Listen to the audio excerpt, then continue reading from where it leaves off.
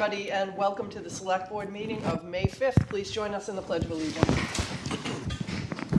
Pledge allegiance to the flag of the United States of America and to the republic for which it stands, one nation, under God, indivisible, with liberty and justice for all. All right, so this meeting is being recorded and broadcast by ECAT. It is available on demand after tonight, and we hope people will watch it. If you are watching from Zoom, you may enter any questions you have in the Q&A. Please make sure to include your name and your address for our minutes.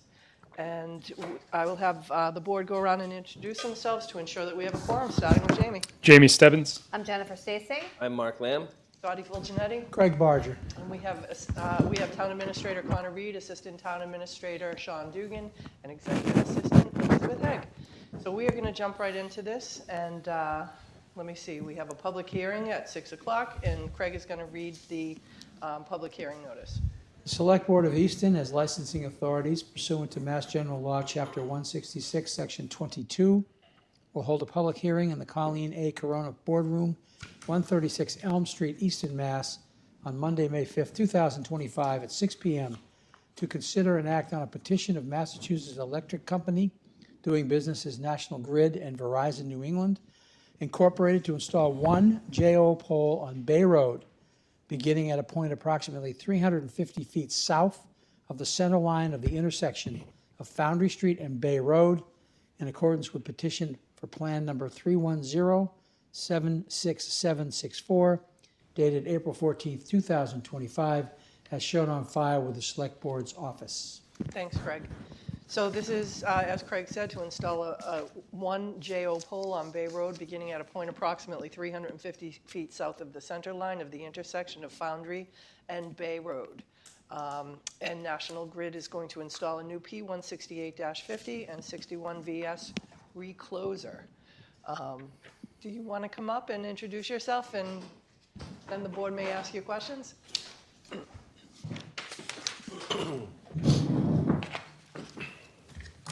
Hello, everyone. Hello. My name is Richard from National Grid. Thank you, I'm Richard. a distribution designer. Yes, so as you put it, we're looking to install a new misband pole to install a recloser just for protection and reliability purposes. So what does that do in layman's terms? How does that improve service for us? Oh, okay. So yes. So this recloser, when there's a fault or maybe a tree branch going on a line, that device allows us to switch off and on for protection. If maybe it'll do it for like six times. If there's something major happening, then it'll notify National Grid to come out there with crews and assess the work. If it could be an animal that, tripped it, and it'll just go off and on and just, keep the power running, because it's not too much of a big deal to bring the crews out there. So you'll get an alert if there's some type of an interference on the line? Yes. Okay, that sounds pretty good. Any comments or questions from the board? No? No? Okay. Craig, you want to make a motion? Sure. So I move to approve the pole petition request, plan number 310-76764, submitted by Mass Electric, doing business as National Grid and Verizon New England. Second. So that's Bodger and Lamb, all in favor? Unanimous. That was Thank easy, you, Richard. Thank you for having me. Thanks, Richard. I found a way to use the word recloser in a sentence this week somehow. My new word. Thank you. All right, we're going to go up to announcements and proclamations. Reminder of key budget dates. So Promoting a Sustainable Easton, otherwise known as PACE, has its third open house this Wednesday, May 7th, from 6 p.m. to 8 p.m. at Oliver Ames High School Auditorium on Lothrop Street. So we hope that people will show up and ask questions, engage with people. It'll be the format that we've done in the past, which will be a little bit of mingling for the first period of time to go around so you can talk to people specifically, and then there'll be a brief presentation, and then there'll be people available afterwards to answer individual questions as well. So this will be the last big open house that we're having, and the past Two before this were incredibly successful, so we're hoping a lot of people do come out. Annual town meeting is Monday, May 19th, 2025, 7 p.m. at Oliver Ames High School Auditorium. You can get information at www.easton.ma.us/town-meeting. And the special override election is Tuesday, June 10th, 2025, 7 a.m. to 8 p.m. at Oliver Ames High School, 100 Lothrop Street. You can get more information on that at www.easton.ma.us/vote. That's also the state election as well. So there'll be two people in precincts. Craig, help me here. 4A, 5, and 6. Yes, we'll be able to vote for the state rep position. You'll have to go and vote in two separate lines. It's not on one ballot. So there'll be instructions for that when you get there. So we're hoping for a good turnout for that as well. Connor, I have a question for you. I've been seeing a lot of confusion around the average amount of a tax bill from the override for an average median income, median home value. Can you talk a little bit more than that? Because I'm seeing numbers that people are shooting out like $3,000, $3,000, $4,000 a year. Sure. So So good news, no, the median home would not pay anywhere near that. So when we're doing financial forecasting, and we've done it with debt exclusions in the past 5 years, we typically use median because that's the middle of a road, right? So that's the halfway point between the lowest values and the highest values. So whatever that number is, roughly half of homeowners would pay less than that, and roughly half would pay more. So that's usually more useful than a mean, which is your kind of arithmetic average, because that can get dragged by a few outliers that are either really high value or really low value. And so in this case, for the operating override, what we're forecasting is an increase to the tax rate of the equivalent of $1.24 per thousand in value. That's on the tax calculator. You could see it right there on the website. And what that translates to for the median home value in Easton, which is about $650,000. That's your assessed value, not necessarily what you would get if you sold your house on the market. That's about $802 per year. For the $1.24, I think an easier way to understand it is that for every 100,000 of home value you have, it's $124 a year, right? Because once you start saying do this, divide your thing by 1,000, and it's a lot of moving parts. So for every $100,000 of home value, the override would add an additional $124 approximately. So if you kind of do the math there on a $3,000 or a $4,000 tax increase, your home would need to have an assessed value of more than $3.25 million to have a $4,000 tax increase. There are 0 houses in Easton for whom that is true.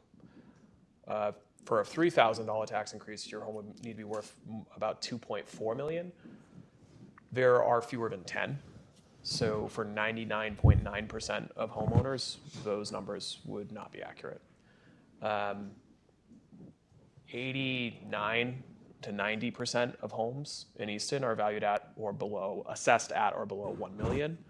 And the majority of homes, closer to about 60%, are at or below 700,000.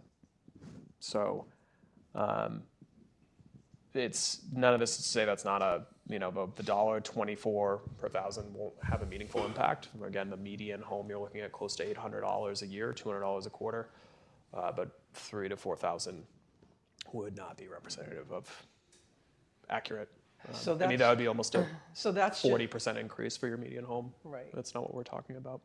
That's for an override, should that happen. That's right. If you add that to what the municipal buildings and the Blanche Ames are, how does that look then? I know it's going to be a little bit different because Sure. the municipal buildings is going to fluctuate a little bit, and then we have some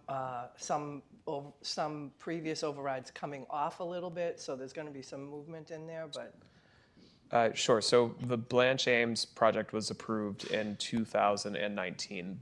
The project's done, and the borrowing, outside of perhaps a relatively minuscule amount for the MSBA grant audit and closeout, is already complete. That's already in people's taxes.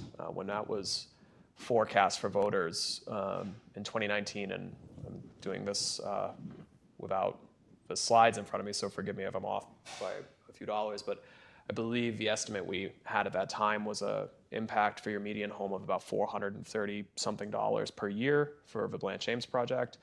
The project came in $13 million under budget, so that translates to a lower tax increase. The actual cost is closer to $285 per year. So there are some folks who think that perhaps that shoe is yet to drop because the quarterly impact of that is rather modest, and you may not have noticed it. For the police, fire, and public works, a small amount of that is already in tax bills as of fiscal 25. Just like with Blanche James for a debt exclusion, the increase to taxes comes online gradually, unlike an operating override where it's in 1 year. For a debt exclusion, usually it's approved, and then it actually takes a few years from approval to show up on your tax bills because the tax increase is directly and solely attributable to the bonds for that project, and you don't typically issue all those bonds up front before you award the contract, before you get through construction and actuals. So you typically bond following your cash flow. So we've bonded a decent amount for that project already. Obviously, shovels are in the ground, but we expect a good amount of that to continue to come online in the next 2 to 3 years. I know that can be kind of frustrating for voters to not have the exact answer of exactly when, but it's going to be based on a variety of conditions, including what are market interest rates looking like. And, if that continues to be volatile, depending on what we're seeing in the market, there are times where it might make sense to do a BAN, like a bond anticipation note, that you then roll and permanently finance later. But the short version of that is there's what we expect to be for your median house somewhere between $550 and $590 of additional annual taxes to come online over the next 2 to 3 years. Again, a lot of that's going to depend on the build out, what rates are looking like in the market, but again, and that's also positive compared to where we forecast that when it was approved, in part because the construction bids were awarded $9 million under what we had estimated they would cost, and which is obviously very positive. So, and we have all of this. We're going to put, we do have the tax calculator online. So again, if someone's reading something or they hear something and say, oh, that doesn't maybe feel right, that seems really high, you can go to easton.ma.us/override, and if you know your assessed value from your tax bill, you could plug it in. If you don't know that, there's a link to go to all the properties. You could look your address up, you could find your assessed value and plug that in and get an estimate that's customized to your household, because obviously that's a very personal choice for everyone on whether or not they think that that's affordable or the right call for them. That's their choice. But that's customizable there. But we will add additional information to that website this week that breaks out the estimated tax impact by probably either 10 percentiles or $100,000 increments, just so people can have a better appreciation for what does that look like for the vast majority of properties in Easton. Okay, great. I think that'd be really helpful. Can we also have a little bit of a discussion about the Taxation Aid Committee and the kinds of things that we're doing for folks who may struggle with paying their taxes? Sure, that is also, we have references to that on the override information webpage. And without getting too far outside of the corners of your agenda, we do have a dedicated website, easton.ma.us/assistance, and also people can walk into Frothingham Hall on Barrow Street at any time and work with our staff and get connected up with a variety of resources, including special programs that we've adopted here in Easton because we recognize the cost of living challenges that taxation pose. That includes things like the Taxation Aid Committee that was adopted as part of the Blanche James debt exclusion, that we have leveraged federal grants to put multiple hundreds of thousands of dollars direct financial assistance to seniors and individuals with disabilities, as well as the sister program of that SERVES, which is for veterans and their dependents in Easton, that we've also put a substantial amount of funding into. Part of the override itself is increasing the town's recurring budget for tax exemptions and tax abatements for veterans, seniors, individuals with disabilities. And collectively, what we're looking at there is, should the override pass and we have that increased funding, because tax breaks cost money, right, functionally, We're looking at an estimated financial assistance between $900,000 and $1 million next year for Which is our significant. residents. Very significant.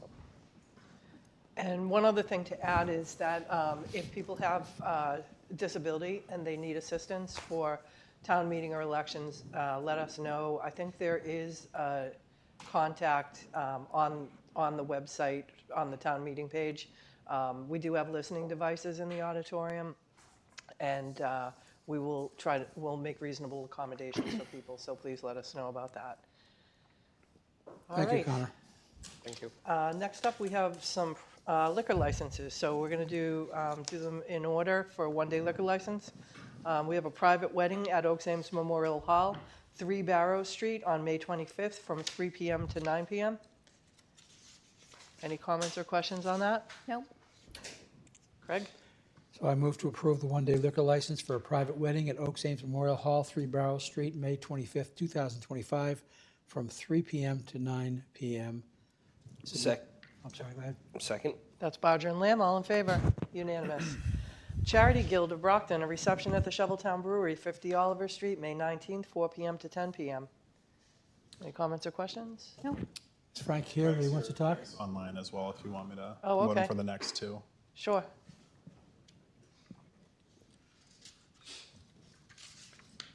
All right, he accepted.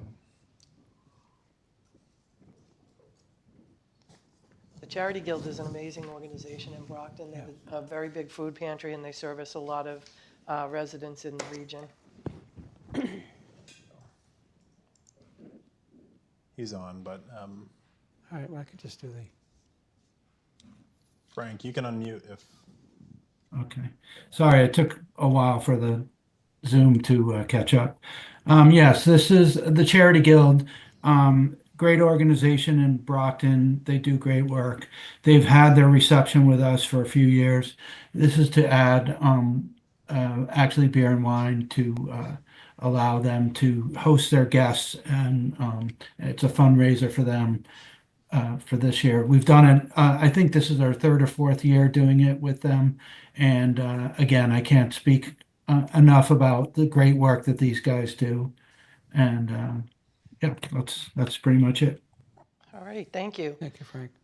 So any comments or questions? All right. Move to approve the Charity Guild Incorporated of Brockton reception at Shoveltown Brewery, 50 Oliver Street, May 19th, 2025, from 4 p.m. to 10 p.m. Second. It's Bodger and Lamb. All in favor? Unanimous. Next, a private wedding shower at the Shoveltown Brewery, 50 Oliver Street, August 22nd, 6 p.m. to 10 p.m. Again, I think what I'd like to say here is that, we do a number of events over at the brewery. People are having everything from baby showers, wedding showers, fundraising. We had OA lacrosse there last week. And these events are really great for the community, great community space for people to use and enjoy. So I guess the plug here would be if you want to have a private event at Shoveltown Brewery, just let us know. We'd love to have you. Excellent. All right, Craig. So I move to approve a one-day beer and wine license for a private wedding shower to be held at the Shoveltown Brewery, 50 Oliver Street, on August 22nd, 2025, from 6 p.m. to 10 p.m. A police detail is not required. Second. Bodger and Lamb. All in favor? Unanimous. Thanks, Frank. Thank you. All right, now we have two for Langwater. So we have community pizza night at Langwater Farm. Three? What? We have three of them? One, two. Yeah, Two. three. What am I looking at? All right, 1, 2.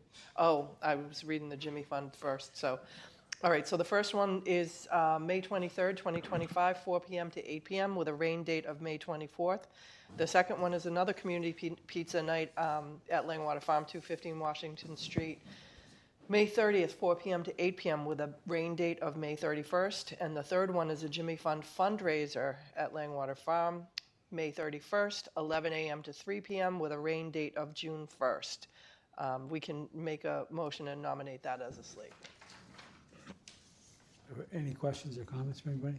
No, first standard. I move to approve the slate of events at Langwater Farm, 215 Washington Street in Easton.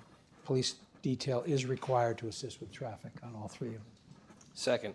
So that's Bodger and Lim. We'll do a roll call vote for that. Stebbins, yes. Slate. Oh, Slate. Stebbins, Slate. Stacy Slate. Lamb Slate. Full Janetti Slate. Barger Slate. All right. We also have a road closure request, the Tricentennial Parade on July 12th, 2025, for Center Street from Depot to Main and Main Street to the Rockery area, from Center Street to Pond Street. Good evening, Hello. everyone. Hey, Corey. So nice to see you again. Yes, glad to be back. Welcome back. I didn't even think of the virtual option, but here I am. We're So happy to have you in person. it's nice to see you all. Yes, so I'd like to formally request the road closure for Can you the. introduce yourself? Oh, for yes, people my at name is home? Corey Ahonen. I am the Tricentennial Parade Committee Chair. Awesome. Yes. So I'd like to request the road closure so that we can have a safe, fun parade. It's said, rumored to be the biggest parade the town's ever seen. This is what Dave Clifton keeps telling me. So we're working hard. We've got a lot of great acts and floats and bands and some great highlights that you may see on the flyer that you have in front of you there. So essentially, just as you had said, the parade will go from basically the monument area. But I just want to explain just briefly a little bit about the staging before up to the parade. It's a little confusing and a little different than what we've seen in the past just due to the volume. So the staging, with your permission, will occur basically down School Street around to Porter Street, so that neighborhood area behind Center School, to come out to where Porter and Depot intersect, so that we leave Depot Street open to traffic until that 10 a.m. crossing. And they cross over onto Center Street, staging all the way up to Short and Center Street. So this is the option that we came up with for the least disruption of traffic to Depot Street. So that's the staging. The parade will essentially begin at Short and Center Street, so just a short distance down Center Street. We'll come to the end of Center Street, turn right onto Main Street to go by our businesses and area on Main Street, and then disseminate at Pond and Main, so right after Immaculate Conception Church area. That's a walk. It's a bit, yes. Gotta wear our sneakers that day. Yes, so we've got it kind of worked out here. I forget the exact distance. It's a little longer than what we've done in the past, but we've worked it out. So, we've got arranged all our walking participants are put where they need to be, and they've all agreed to it. So Awesome. we're encouraging it. Yes. That's great. Yeah. So the flyer says there's going to be a state police flyover. Yes. The Aleppo Shriners, Clydesdales, bands, local officials, and more exciting acts. I am so excited to see the Clydesdales. Yes, I think they'll be a great addition. So they'll have two sets of 4 Clydesdales each pulling wagons. So we'd love for the select board to ride in a specially marked vehicle of your choosing, whether it be 4 wheels or 4 legs. We'll see, but I will communicate that to you all and get your preference on that as we get closer. But I did want to just thank you all. This event is also sponsored by the Haynes Group, I should mention. And again, just to quickly plug, it's July 12th. The lineup will begin at 9 a.m. Parade starts at 10 a.m. So just wanted to throw that for an additional plug there. And yeah, so many bands traveling from out of state, in state. The Aleppo Shriners, they drive like the mini cars that do all kinds of tricks and things. So really pulled out all the stops on this one, so it's pretty exciting.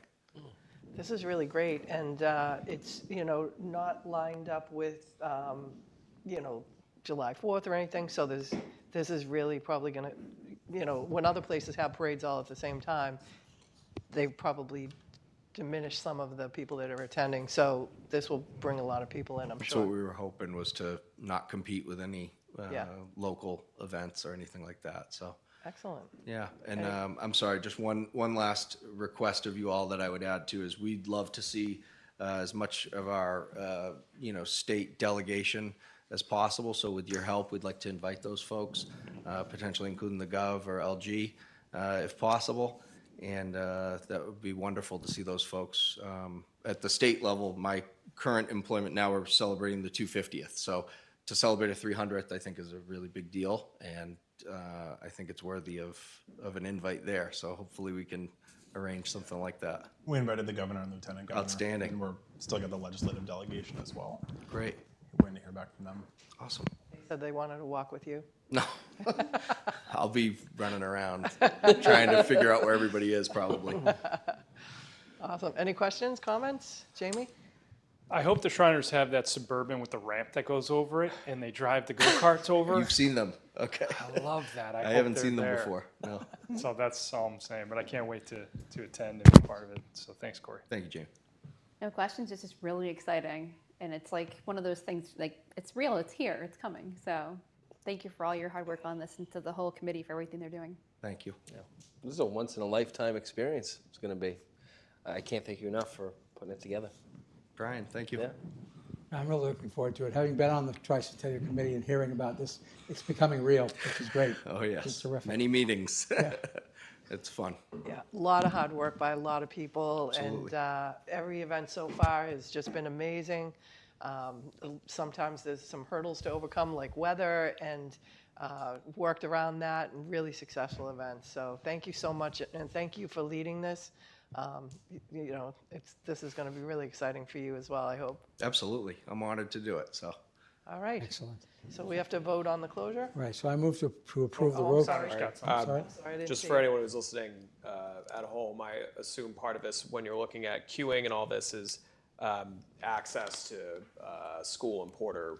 I assume the vehicles will be queued off to the side so people will be able to get in and out. yes, so we're Right, working with police and public safety to ensure that roads need to be closed at like the minimal amount necessary to line up and then start the parade.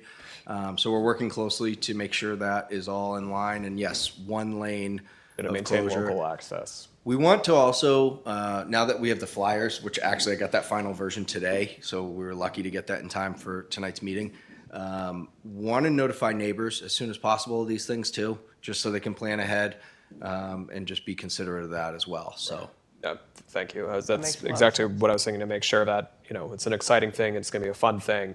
We Unless want to it's in set front of your people's, house. well, I mean, I think that for a lot of people, as long as they know local access and emergency access is maintained, like, there's going to be a lot going on, but you can still get in and block out. driveways and Right. and I would really appreciate any advice or guidance that you all have on that. But again, working with public safety and Yeah, folks, so stay in hopefully touch with public safety, and we'll make it work.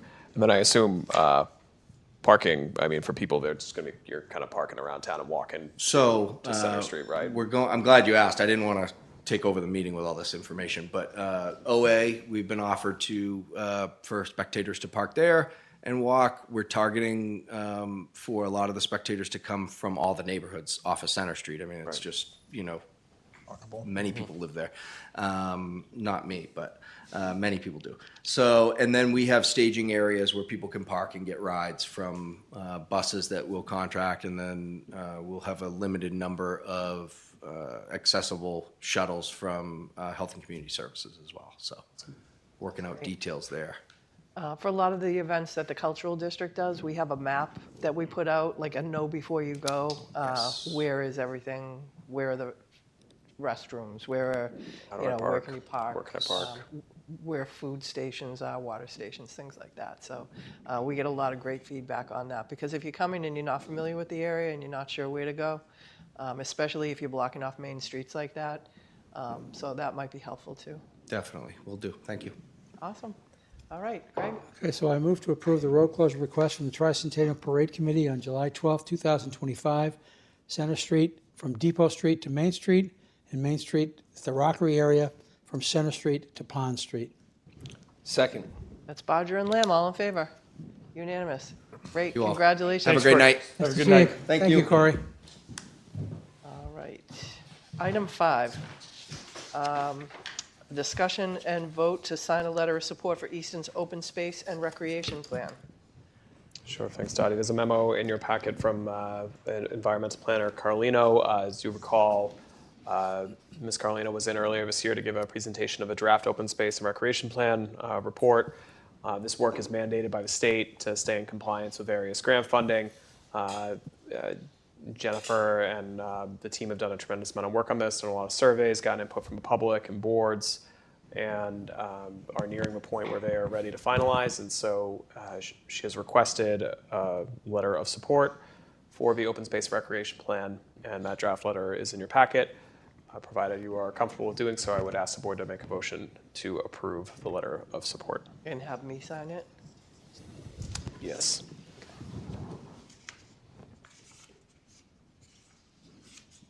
Want to make a motion, Craig? Nobody, nobody wants to say. I was looking to Jen to give us an overview of, since, Oh, this isn't me, Jen. that's the. Just no, I Jennifer know. Carlino. I know, but I was thinking you have more connection to this. Oh, no, I haven't been involved. Okay, You're okay. thinking Find of out. Yes. CCAP. Okay, all right, okay. All right. So I move to approve to sign the letter of support for the Easton's open space and recreation plan. Second. That's Bodger and Lamb. All in favor? Unanimous. All right. Next, we're going to call for an executive session under Purpose 3 of Mass General Law, Chapter 30A, Section 21A, to discuss strategy with respect to collective bargaining with town and school bargaining units. And we will make this motion to go into executive session to return to open session momentarily. So can I get a motion, a second, and then a roll call vote? Move to go to executive session. Second. That's Bodger and Lamb. Stebbins, yes. Stacy, yes? Lamb, yes. Full Janetti, yes? Barger, yes. All right, thank you, everyone. We'll be pretty quick.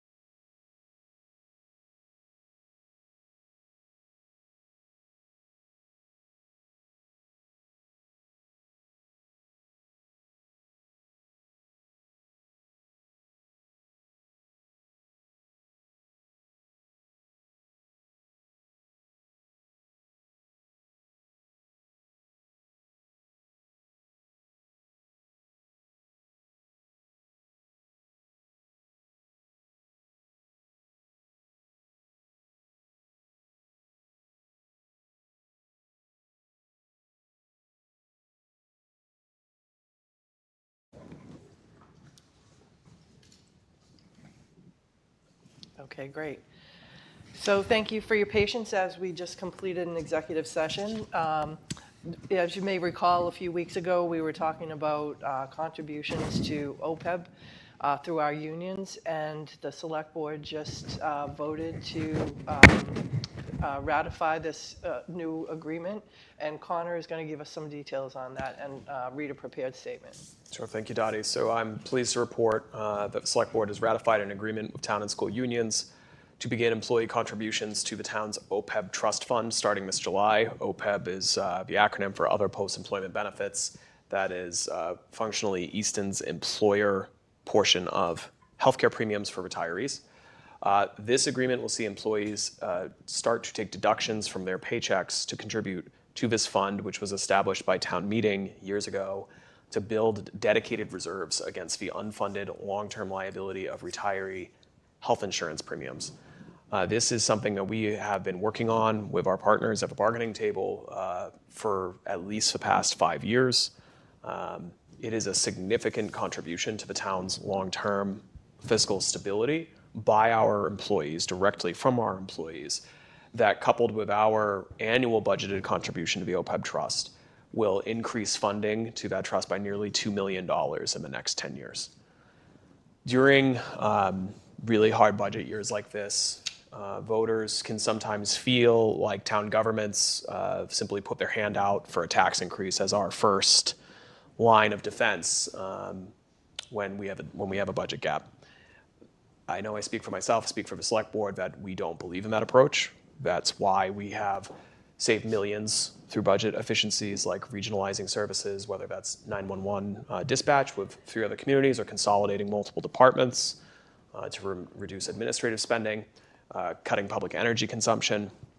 We've enabled millions in recurring revenue growth without an override through the best years ever of new growth in Easton, thanks to smart infrastructure investments that were repeatedly voted on and approved by our voters at town meeting. We did this while building our reserve funds to the highest and healthiest that they've ever been, and keeping the annual tax bill increases in Easton to 3.5%, which is lower than the average of 4% throughout the state. Tonight's agreement with all of our unions representing our entire town and school workforce is the latest in a series of financial choices that we have collectively made with an eye towards the long term by working hand in hand with our employees to identify opportunities like this one, where everyone from management through the ranks is contributing to Easton's long-term financial stability. It's this approach that's helped us go 19 years without an operating override, which is the longest that Easton has ever managed without one in the entire history of Prop 2.5.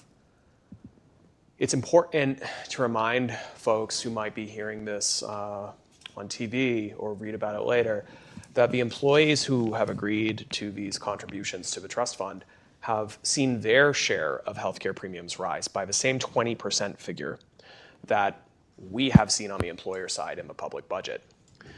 And they're, on top of that, agreeing to contribute to this OPEB trust fund. Many of these employees are also residents who live here, who pay taxes here, and will pay the increased taxes here should voters approve the override for fiscal 26. And this OPEB funding by those employees goes into effect no matter what happens with the override.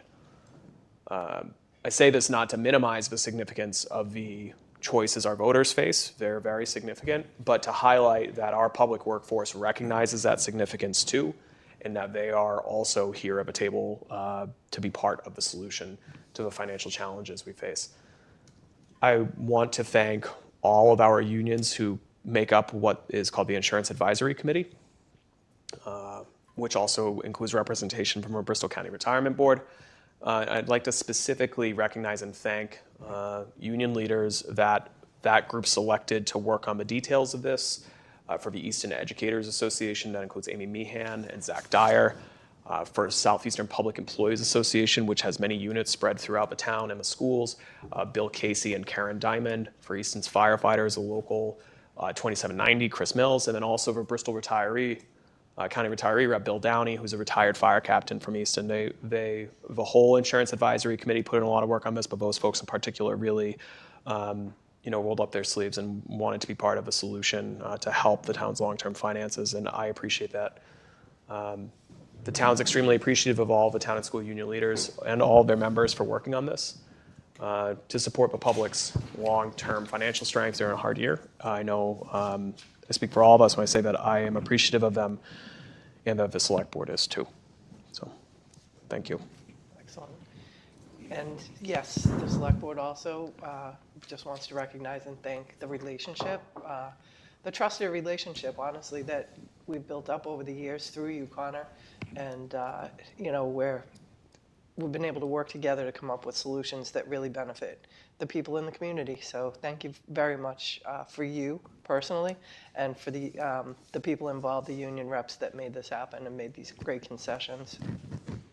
Any comments, Ron? Just like to, yeah, say the same. I know this is years and years in the making, right? This goes back a long time into Connor's tenure here of working on this. And Dottie, you put it, I think, most succinctly in saying is the relationship building. You don't get here without building trust, and that's what's happening every day. So thank you.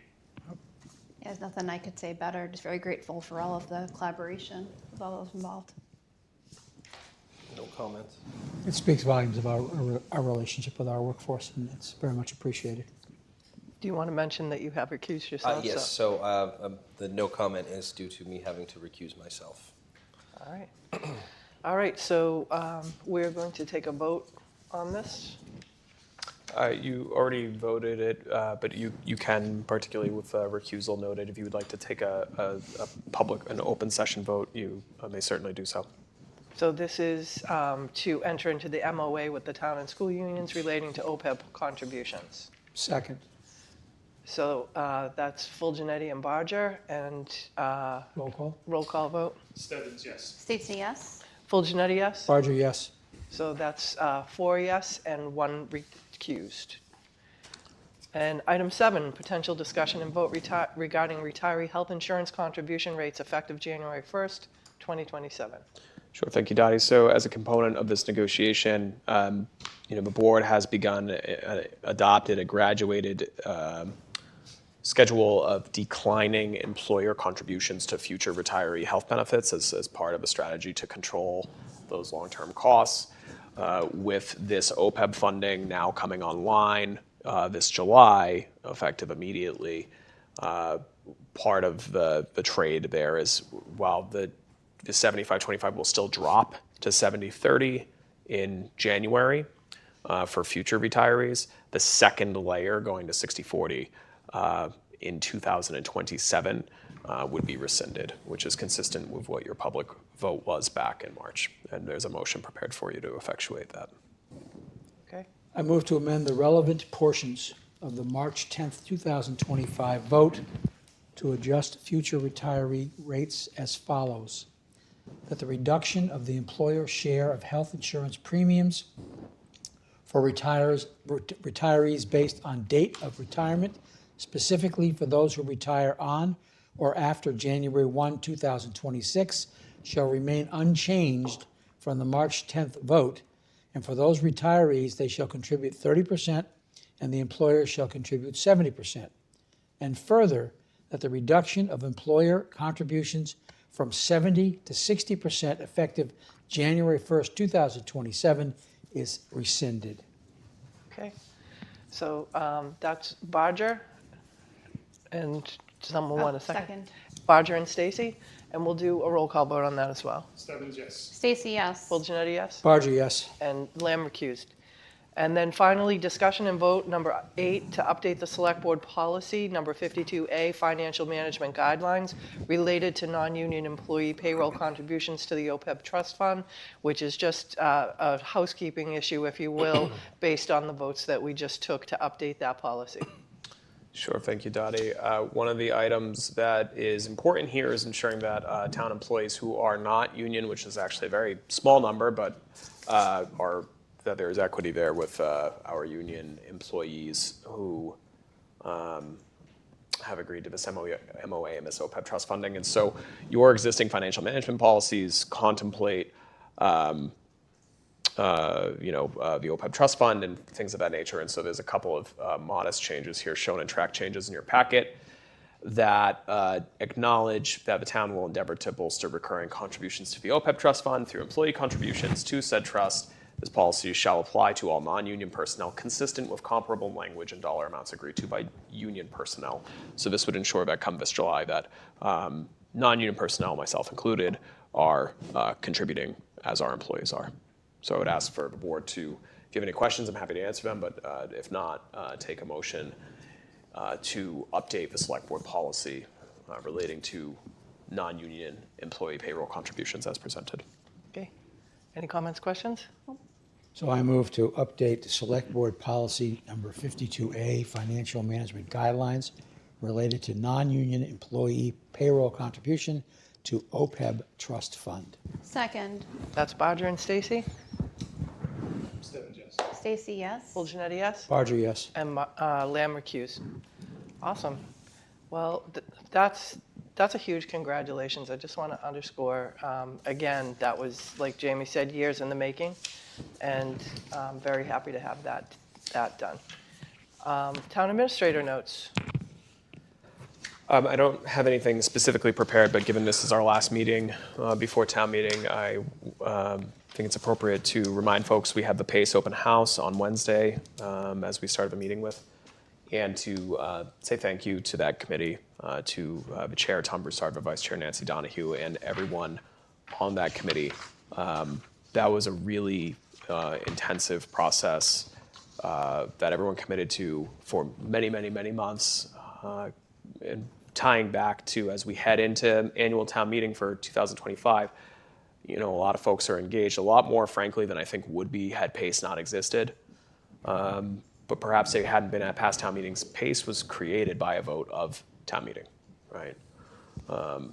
And it is completely understandable when we are having to make the hard choices we're making about budgets and whether we're going to balance the budget come July through cuts to services or through an increase in taxes during a time where the cost of living is already very high. It's understandable to be concerned and to want to understand the hows and the whys.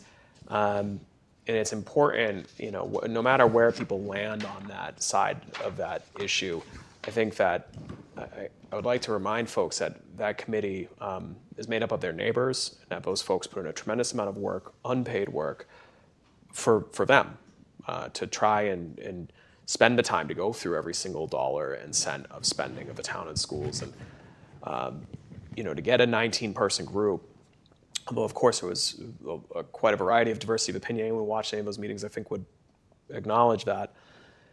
For them all to land in a similar place, I think speaks to the facts about our finances that are public and are audited. And that was a lot of work. You had folks who have never volunteered for a board before step up to the plate there. So I really appreciate, as the town administrator, someone who works on our budgets and has worked on our finances for a very long time in Easton, how much work the citizens on that committee put in, the union reps on that committee put in. And I hope that folks take advantage of all the information that we've made available. All of our finances are public, whether it's hearing that the override's $4,000, which it's not. The facts are available. We have them online. We've had them at open houses. You can contact us. So I hope if you're at this point before town meeting still looking to learn more, you take advantage of the open house on Wednesday from 6 to 8 at the All Williams High School. And again, understandably, this is a hard issue, a tough debate. People are going to be passionate, but I would ask people to remember that everyone who's involved cares about this town. They care about education in this town. They care about the taxpayers in this town. And the folks on PACE are your neighbors and did an immense public service. Whether somebody agrees with where they landed or not, the amount of work they put in. And also for the citizens who did participate and did go to open houses and did come to meetings. There's been a lot of work by a lot of residents here, so I want to recognize and say thank you to those folks. So. Excellent, thank you. Very well said. Sean? Nothing from me tonight. You? Jamie? Nothing in baseball? Funny things going on in baseball. Jen? I want to give a shout out to the Easton Collaborative Theater. They had their production of Newsies this weekend, and I was there most of the weekend for 3 of the 4 showings. It's really just incredible to see what the cast and the talent involved in planning it and the parental involvement, what it all comes to over the weekend. So it's great. It's always sold out. And it's, it's really fun watching the interpretation of the two different casts. That's one of the cool things about going and seeing multiple shows. So great work, and I'm looking forward to seeing what they do in the fall.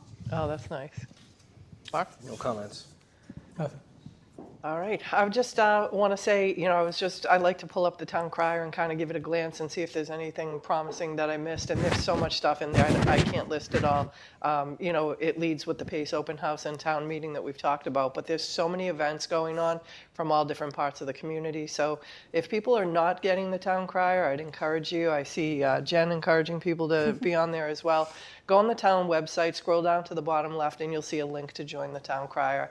And with that, I would take a motion to adjourn. So moved, Bodger. Second. That's Bodger and Lamb. All in favor? Unanimous. Thank you Thanks all. so much, and thanks to Joe at ECAT for always doing such a great job for us. Have a